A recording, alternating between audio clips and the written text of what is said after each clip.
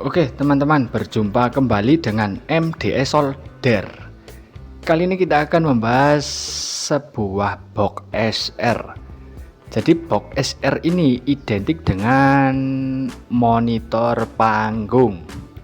Jadi bisa digunakan untuk set fill bisa. Jadi apakah model dari box SR itu harus seperti ini? Karena kebanyakan box SR itu untuk lubang angin atau port anginnya ada di tepi sini. Itu umumnya.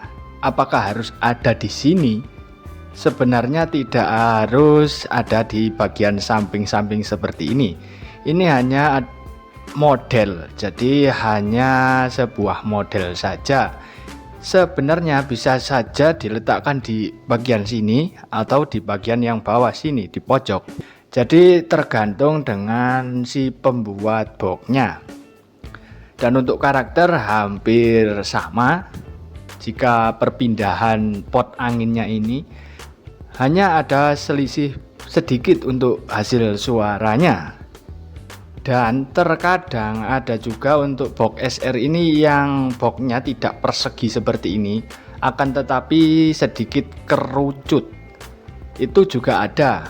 Itu hanyalah sebagai model saja. Karena dari fungsinya, fungsi utama dari box SR ini adalah untuk memonitor suatu lokasi. Semisal ada live panggung, itu wajib ada box monitor panggung atau box set fill supaya mengcover area panggung. Perlu diketahui untuk box SR ini tidak boleh sembarangan. Kenapa tidak boleh sembarangan? Karena box SR ini penyebaran suaranya harus merata. Jadi untuk di samping-samping box itu juga harus tercover dengan adanya box monitor ini. Dan jika pemilihan box itu wajib dilakukan, jadi wajib sekali untuk memilih box untuk monitor panggung. Contohnya seperti ini, ada beberapa hal yang perlu ditentukan sebelum memilih box untuk monitor panggung ataupun set fill panggung. Untuk yang pertama, sebisa mungkin gunakan box dengan jarak antara speaker. Jadi speaker bagian luar sini dengan tepinya sini, ini jaraknya tidak terlalu jauh. Jika terlalu jauh atau tempat speakernya ini lebih ke dalam lagi, lebih masuk, itu cenderung suaranya akan lurus ke depan. Jadi untuk bagian samping-samping monitor ini kurang terdengar dengan detail. Dan disarankan untuk box SR ini pemilihannya gunakan yang seperti inilah contohnya. Jadi jarak dari speaker sini ke bagian luar box ini tidak terlalu dalam. Jadi lebih baik keluar karena nanti untuk penyebaran dari suara speakernya, jadi frekuensi speakernya ini, suara frekuensi speaker ini langsung keluar dan menyebar langsung. Untuk penyebarannya sangat merata jika tempat speaker ini lebih ke depan, jadi hampir keluar dari sini, ini pembatasnya ini. Nah logikanya seperti ini, semakin ke depan tempat speaker ini untuk penyebarannya akan semakin merata di area box ini. Jadi di area depan box ini lebih merata untuk penyebarannya. Jika lebih mundur suara akan lebih fokus ke depan. Akan tetapi suara di sekitar box ini tidak terlalu terdengar detail seperti itu. Untuk poin yang kedua yang harus ditentukan adalah komponen speaker. Karena biasanya ada beberapa orang yang menggunakan mulai dari dimensi 15 in, ada 12 in, ada 10 in pun juga ada. Itu semua tergantung dengan sistem yang kita pakai. Semisal ini contoh, ini box SR 10 in plus tweeter. Jika ingin menggunakan speaker 10 in, ini juga bisa. Nah, yang terpenting adalah voice coil dari speaker ini harus besar. Kenapa harus besar? Semakin besar voice coil pada speaker, ini bisa menentukan kedetailan suara dan kebagusan suara. Jadi suara yang dihasilkan tidak akan mengecewakan.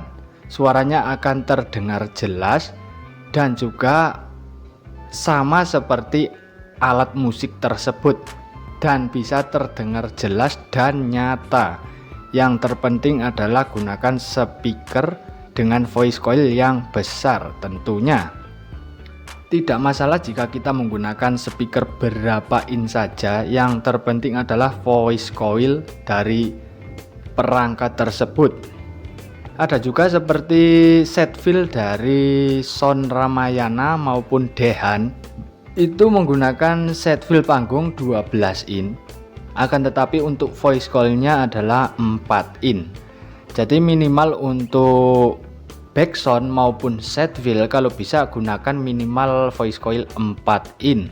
Itu nanti suara yang dihasilkan akan terdengar jelas dan nyata.